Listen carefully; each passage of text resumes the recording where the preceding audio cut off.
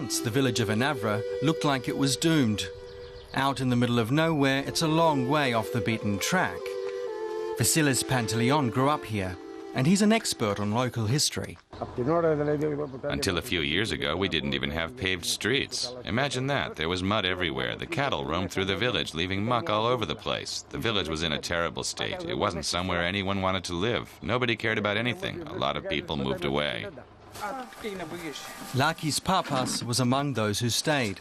A cattle breeder, he decided to take matters into his own hands instead of just complaining. He bought some expensive cattle from France and went organic. Other local stock farmers did the same. To be honest, switching to organic was a serious risk. The conditions were right, but we didn't have the faintest idea what exactly we needed to do. In this region, there was no example to follow.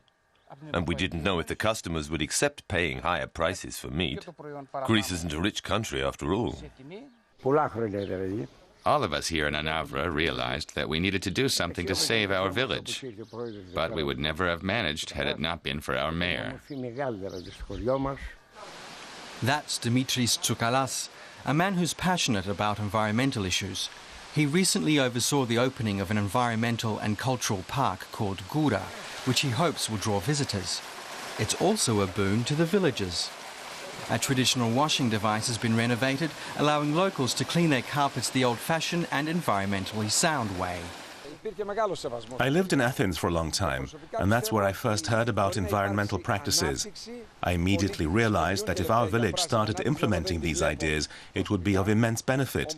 It's actually very easy because EU subsidies for this sort of project are very generous. You just need to have the right ideas. The mayor's big idea was wind generators. These wind turbines have been leased by the village, and that puts 100,000 euros in the community coffers every year.